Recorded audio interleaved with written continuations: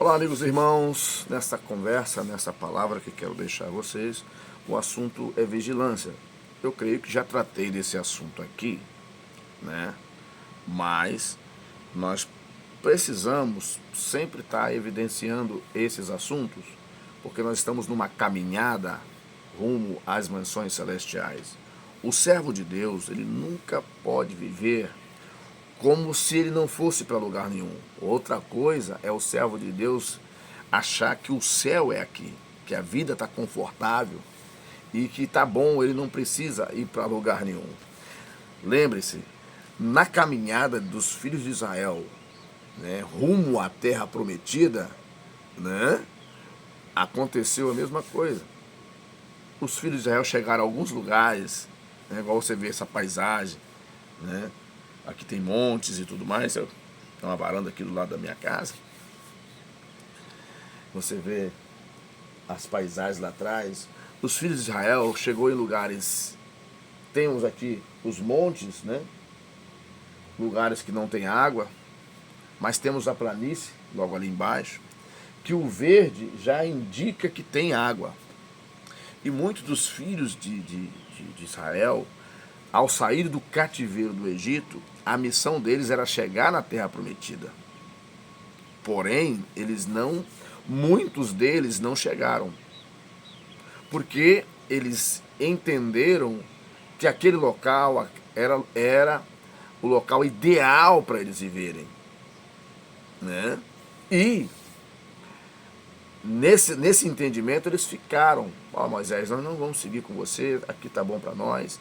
Mas depois que eles se estabeleceram, os inimigos daquelas terras vieram e deram cabo das suas vidas.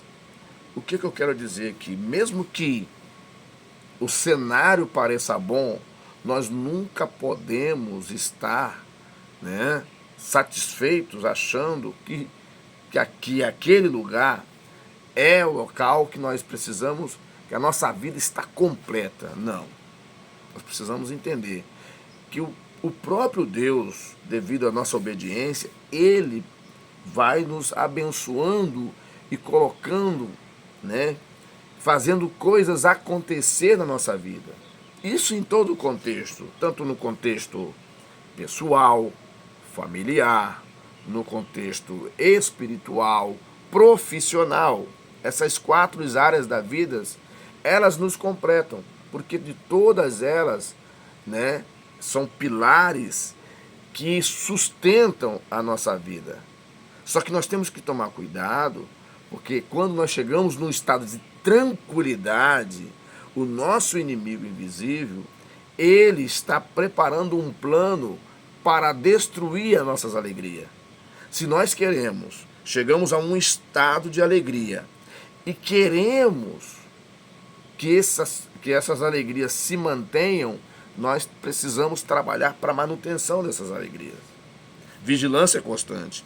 O apóstolo Pedro, no capítulo 1, versículo 8 da sua primeira carta, ele diz: sejam sóbrios e vigiem.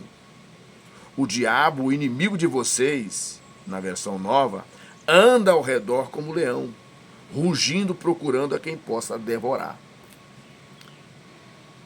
E o inimigo, ele vai atacar todas as áreas da nossa vida. Ele pode atacar na área conjugal, na área familiar, na área profissional, na sua vida de negócios. Ele precisa arrumar um caminho. Alguém pergunta assim: como que o inimigo vai atacar na minha área conjugal? Olha, existem muitos lares que vivem em conflitos. Existem muitos lares que os maridos e as esposas, eles não estão completos entre si. Eles não se completam. Uma coisa o apóstolo Paulo falou, e eu quero mostrar a vocês aqui, que tanto o marido quanto a esposa, ambos devem um ao outro. E precisam ambos cuidarem um do outro, né? Porque foi para isso que casaram. E quando não há esse cuidado, tanto de uma parte, tanto da parte que é a mulher, tanto da parte que é do homem, não é verdade? lá no capítulo 13 de 1 Coríntios, diz que a caridade não trata só de si mesma. Não. A pessoa que ama realmente, ele não vai ver só o seu lado. Ele precisa ver o lado do próximo, porque ele casou. Eu casei com uma pessoa. Eu disse palavras bonitas para ela. Eu disse coisas excelentes para essa pessoa. Depois que eu caso, muda-se a conversa. Muda-se o trato. É nesse terreno de vivência, das palavras, ou do carinho que vai se perdendo, é que ele planta a sua semente. Aí o marido vai entender que a esposa não está lhe dando a atenção devida, nem só na hora do vamos ver lá, mas no trato geral, no dia a dia. E também a mulher percebe que o marido não está lhe dando a devida atenção. Essas coisas todas são terrenos férteis para que o inimigo possa nos tragar e nos tirar da direção que precisamos. O apóstolo Paulo falou que o marido e a mulher, né, devem se separar um pouco para a consagração, mas depois devem juntar-se novamente, né? Deixa eu procurar para você aqui. Devem se separar para a consagração, mas não podem demorar tanto tempo se consagrando por causa do adversário, né? Para a consagração, né? Eles devem se consagrar e, ao terminar a consagração, devem se juntar de novo, né? Para que o adversário não possa fazer dessas pessoas presas. Ó, 1 Coríntios capítulo 7, versículo 5, diz, vamos ler aqui a palavra de Deus. 1 Coríntios capítulo 7, versículo 5. Portanto, né? Portanto, não vos negueis um ao outro, exceto por mútuo consentimento, e apenas durante algum tempo, a fim de vos consagrardes à oração. Logo em seguida, uni-vos novamente, para que Satanás não vos tente por causa da vossa falta de controle. Na versão corrigida diz que é incontinência. Então, a vigilância, às vezes nós vamos vivendo, nós não vamos prestando atenção um no outro, vamos vivendo como se tudo tivesse beleza, não damos a devida atenção conforme deveria, e de repentemente o nosso lar é minado. Aí, ou o homem ou a mulher, não tendo a atenção devida, eles passam a procurar atenção em outra situação. Aí aparece um terceiro agente no relacionamento. E isso, ou o marido ou a esposa fala assim, o meu marido não está me dando atenção, eu vou, né, cair numa outra situação. Minha esposa não está me dando a atenção que eu devo, não, aí eu não dialogo, eu não converso. Eu não dialogo, eu não tento conversar, expor, perguntar, tentar acertar, ver aonde estamos errando e quero procurar em outras aventuras, achando que a minha vida vai ser compensada. Não, eu estou arrumando um problema maior. Eu só estou aumentando o tamanho do problema. Quando eu faço isso, eu aumento o tamanho da batalha. Daqui a pouco estamos vivendo um tempo de tempestade. E o ser humano, quando ele sai em busca das suas aventuras, ele não consegue discernir o mal que tem por trás de uma aventura. E acaba caindo na armadilha do diabo. O que diz lá? Vigiai para que, né? Porque o vosso adversário anda bramando como leão buscando uma próxima presa, a quem possa tragar. Então nós precisamos, dentro desse contexto, praticar o diálogo, praticar o entendimento. E eu percebo que nas relações, não só entre marido e mulher, mas entre pessoas, entre obreiros e ministros, trabalhadores da casa de Deus, o que falta é compreensão. Nós precisamos vigiar nessa questão. Vigiar naquilo que falamos, vigiar naquilo que vemos, vigiar naquilo que ouvimos. Talvez ouvimos uma coisa e não é verdade. É apenas uma suposição. Uma pessoa se enganou. O capítulo 15 de Salmo, os Salmos 15 diz que só vai entrar no santuário de Deus aquele que não difama o teu irmão. Então nós temos que vigiar em todos os aspectos. E não há peso nisso. Não há peso nisso. Aquele que está indo para o céu, ele não precisa ficar preso a essas picuinhas, a essas conversas infrutíferas que não produzem fruto nenhum. O marido deve respeitar a esposa. Se a esposa não está lhe dando atenção devida, sentem em conversa. Se não der para resolver entre os dois, leve ao seu ministro, ao pastor da igreja, se estou falando para um meio cristão. Ou aquele que não é crente, procure uma autoridade que seja capaz de ajudar eles a alcançar o equilíbrio entre ambos, tanto o homem quanto a mulher. Agora, pera lá, se você tem família, vem comigo, você tem sua família, você tem sua esposa, vamos falar para o homem, você tem sua esposa, você tem seus filhos, certo? De repente você quer uma aventura porque você está se sentindo que está sendo injustiçado por sua esposa, ou o marido, ou a esposa está sendo injustiçada pelo marido, porque nós acompanhamos esses casos. Digamos que você sai para a aventura. Chega lá, você se envolve com outra pessoa, você não conhece o estado de vida daquela pessoa. E ela só vai se revelar depois que você caiu na armadilha. Aí já está feito. O que você vai fazer? Aí o estrago já está feito. Você vai levar, vai ter uma força terrível para poder colocar tudo no lugar. E nunca mais será a mesma coisa. Pode haver o perdão? Sim. Pode haver o perdão. Mas você atrasou, seja você homem ou mulher. Se você parte para esse lado, porque esse lado que a gente parte buscando a compensação que nós não temos, nós saímos às cegas. Não pensamos.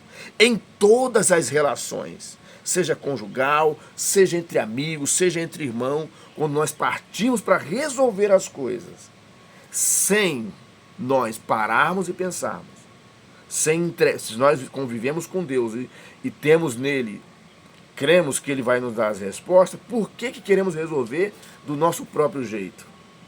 E quando vamos fazer, se temos Deus como nosso auxílio, por que queremos resolver do nosso jeito?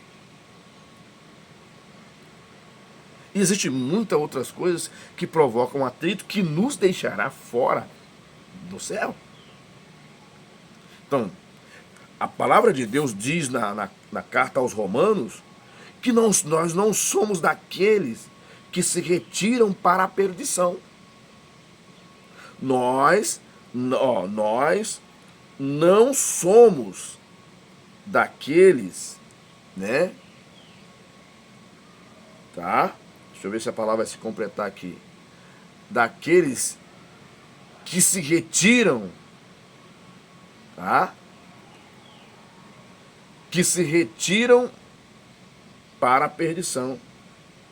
Tá na linguagem Almeida Revista e Corrigida. No capítulo 10 de Hebreus diz: nós, porém, não somos daqueles que se retiram para a perdição, mas daqueles que creem para a conservação da alma. Então, se nós estamos ouvindo a palavra de Deus sempre na igreja, por que nós entramos por essa rota, sendo que nós já fomos aconselhados a não entrar nesse caminho? Capítulo 4 de Provérbios diz: não entre na vereda dos ímpios.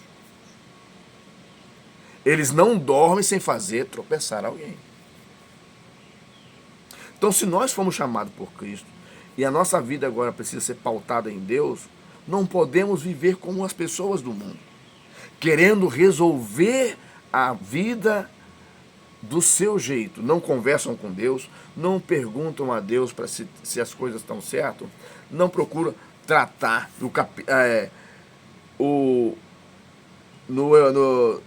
na carta de Tiago diz isso.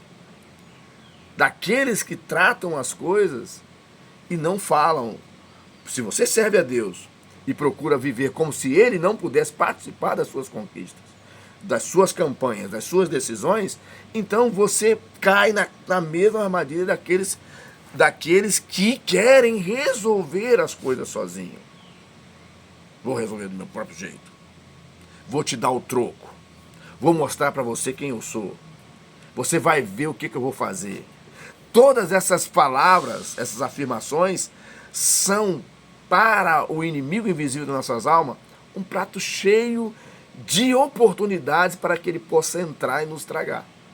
Destrói a nossa casa, destrói o nosso relacionamento, destrói a nossa boa relação, destrói a nossa família. Os filhos ficam sem norte para poder tomar, sabendo para onde ir. Precisamos trabalhar, porque lá no dia do juízo, o que Deus vai cobrar? A nossa falta de responsabilidade um com o outro.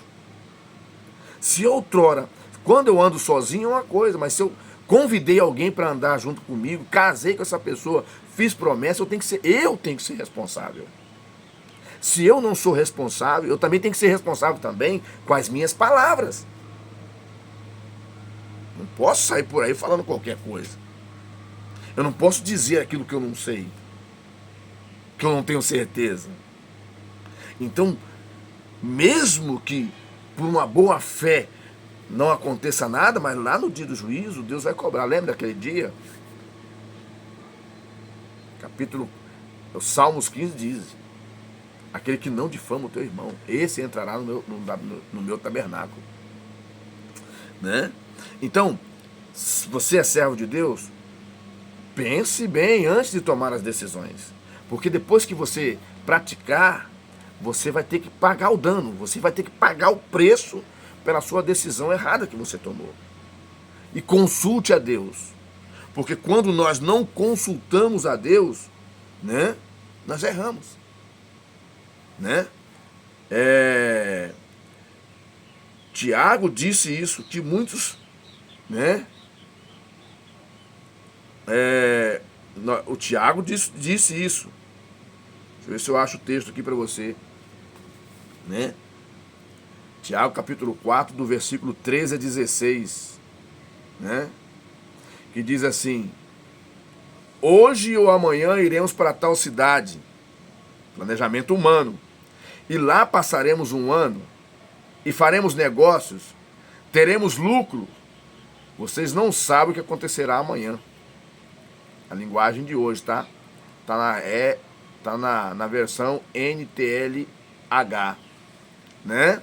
Vocês não sabem o que acontecerá amanhã. O que é a vida de vocês?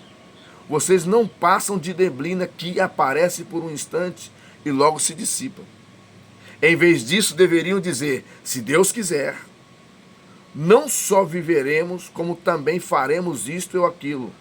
Agora, entretanto, vocês se orgulham das suas arrogantes pretensões. E todo orgulho semelhante a esse é mau. Se você tem o conhecimento do Deus que serve, pense nisso. Porque se nós não colocarmos Deus nas nossas decisões, achamos que estamos certos. E nós vamos fazer o quê? Atrasar todo o processo que Deus preparou para a nossa vida. Atrasar todas as promessas que Deus colocou na nossa vida. Viver com cuidado, né? Viver com vigilância, é um ato de nobreza. Não é um ato de ser, não é um estado de ser santarrão ou melhor que os outros. É um estado de nobreza de uma pessoa. Isso é maturidade. Quando a pessoa tem maturidade, isso é excelência. E Deus se agrada disso. Da pessoa ter um estado de maturidade. E não entrar em qualquer vereda. Saber aonde está entrando. pedir conselhos quando for necessário. Eu lembro que eu estava ouvindo uma palavra quando eu viajei por esses dias para um outro estado. Eu estava ouvindo uma rádio, um pastor dizendo que Salomão era foi um dos homens mais sábios da terra. Não houve homem igual a Salomão. Mas ele era rodeado de conselheiros. Isso é um estado de que a pessoa, mesmo tendo toda a sabedoria que Deus estava dando a ele, ele também ouvia outras pessoas. Nós precisamos ouvir as outras pessoas. Precisamos ouvir os conselhos. E às vezes na hora, seja você jovem, seja você adulto, às vezes na hora que nós ouvimos o conselho, nós até caçoamos de quem nos aconselha. Nós até rimos daqueles que nos aconselham. Nós até dizemos que eles são antiquados, são atrasados, não são modernos, os conselhos quadrados. Mas depois, aqueles conselhos, eles trariam vida. E as minhas decisões me trouxeram perdição e morte. Então, vigilância nesses dias finais, é importante para nós não perdermos a salvação que Deus propôs para nós. Seja grande ou pequeno, seja jovem, seja adolescente, seja casado, seja em família, nós precisamos. A sabedoria que nós achamos que temos, se ela não estiver enraizada em Deus, é apenas perda de tempo. Porque aquele que serve a Deus precisa adquirir a sabedoria de Deus. Que Deus abençoe a todos. Que Deus dê a graça a todos. Você me pergunta, a sabedoria de Deus me leva a quê? Te leva à salvação. Que Deus te abençoe. A gente volta a conversar numa próxima oportunidade.